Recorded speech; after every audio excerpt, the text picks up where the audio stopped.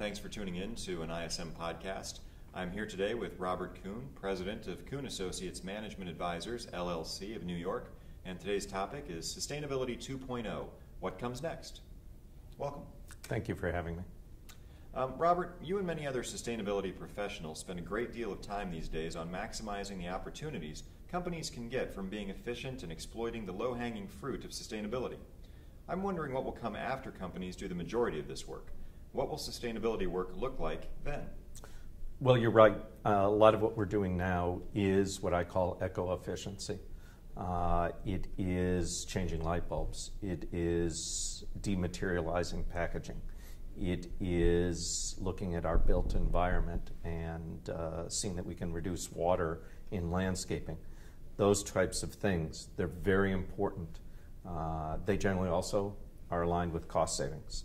And companies have concentrated on this so-called Sustainability 1.0 work, eco-efficiency. And we're never going to finish that. There will be more and more of those sorts of things we unearth. More things will become low-hanging. We'll work on that.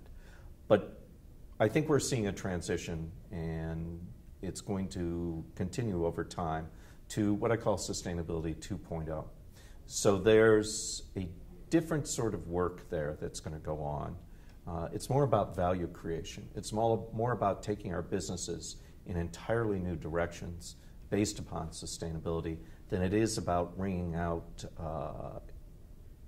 efficiency, eco-efficiency, mitigating our environmental footprint. Very interesting. Tell me more about Sustainability 2.0. What's that all about? So, like I'm saying here, I think it's about value creation for businesses.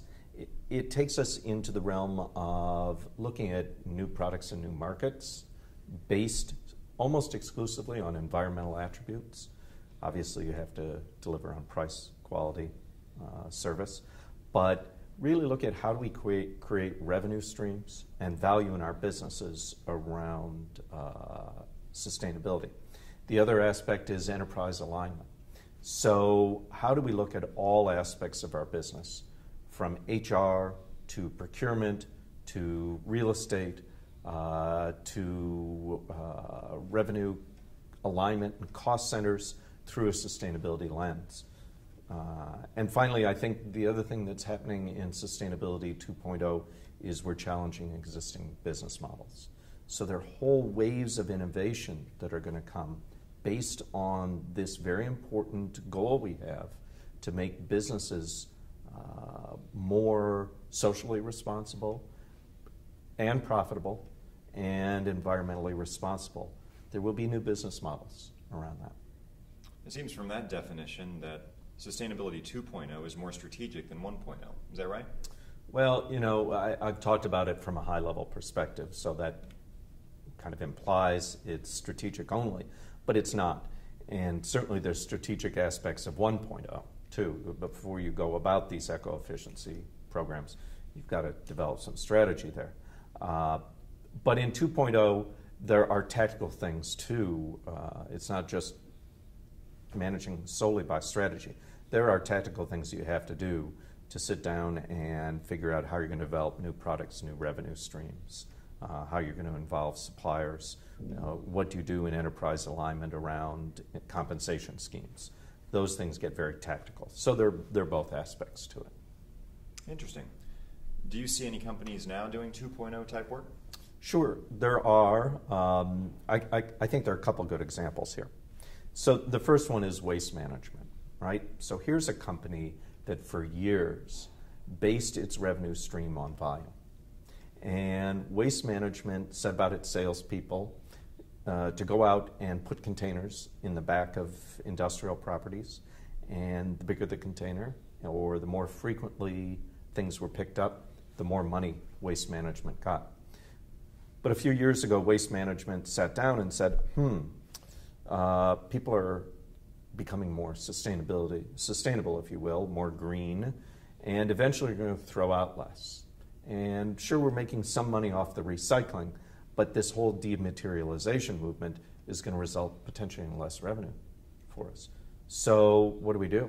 Well, it can't be about efficiency there. If there's a threat to our business model, we got to think differently. So Waste Management decided that they would bill not on volume, but they'll bill a consultative. They really have a consultative business model now around waste. They know about waste, they know how to handle it, they know how to mitigate it. So really you're paying a consulting fee for waste management services that's not tied, it's decoupled from volume. So that's some 2.0 type work. The other one, I talked about new businesses, right? Innovation, is method products. So here's a tiny upstart, not real tiny, but relatively tiny, in the consumer packaged goods space. This is anything to do with cleaning, method products, started by really scientists, people with really good understanding of chemistry, and decided to upend the whole cleaning space by putting environmentally friendly cleaning products on the market and dematerializing them. So there's a disruptor. There's somebody who started out from the very beginning with sustainability as a focus of their business model, and kind of very challenged to obviously move into a space that's so crowded by Procter & Gamble and Unilever and others. But that's pretty disruptive. That's 2.0 type work. Now, one thing I noticed about those examples, that one is from a very large company, Waste Management, and the other is a smaller company, or a smaller CPG company, Method Products. Is Sustainability 2.0 going to be going on in all sizes of companies? Sure, most definitely. So I think this is an across-the-board phenomenon, and it's not characterized by size, really. I think it's characterized by innovative capacity and corporate culture, more than size. And you may say there's some alignment. If you don't have a lot of money, you don't have much innovative capacity. If you're not small, you don't have a nimble culture. So there may be some truth to those kind of myths, but I don't think so. I think it's really around, can you jump to the next level? Do you have a culture that supports that? Do you take innovation out of your P&L so that you're willing to put money out there that may not have a quick ROI or any ROI? And that doesn't matter necessarily what size of company you are. Robert, I'm sure that many of our listeners are wondering how this might affect them. What do you think this trend means to the procurement professional in his or her career? Potentially as a game changer. I mean, we're clearly seeing that procurement people are more and more one of the significant cogs in the wheel of business. And they have a very strategic and tactical role, particularly when it comes to 1.0 type activity. Sustainability 2.0 clearly is going to involve procurement. It's going to involve procurement, I think, in a different way. So it's going to ask for participation in cross-functional teams, R&D, marketing, legal. All of those people, procurement folks are going to sit down with to figure out how to get these new revenue streams, for example. How to align the enterprise. The CPO is going to be sitting down with the CFO and maybe the CEO and talking about how do we build this enterprise so that our teammates are incentivized to work in sustainability.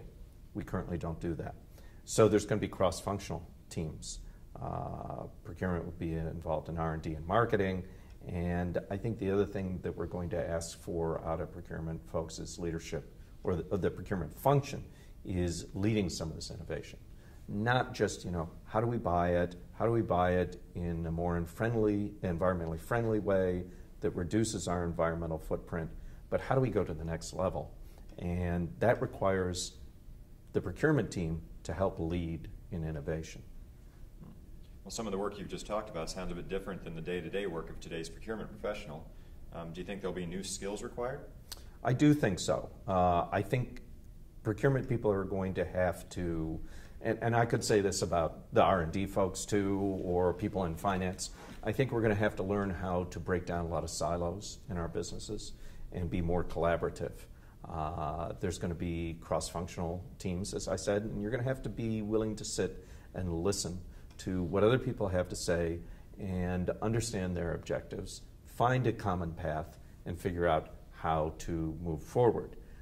This is a transition. We're going to have time to build those skills, but I think that right now, people who want to advance in their procurement careers, it would behoove them to think about what are some of these attributes that Robert's discussed or that I see coming down the pike here that I need to build up my skill set for. Communication, collaboration, innovation, thinking out of the box. These are very different skills than the execution skills that we need in our everyday work, which is primarily what we're compensated for.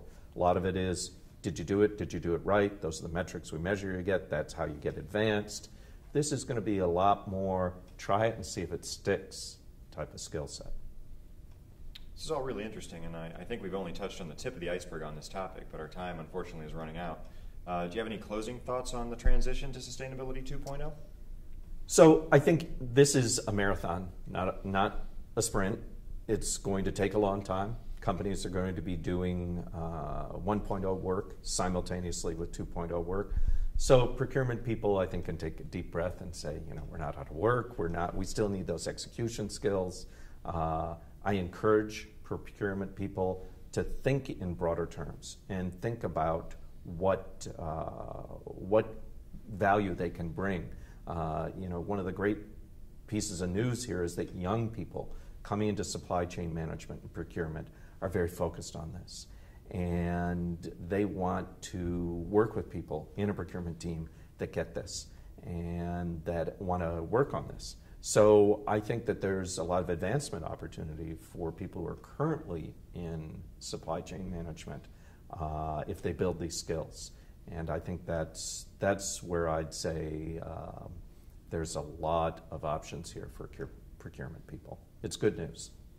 Wonderful. Well, thank you so much for your time. You're welcome.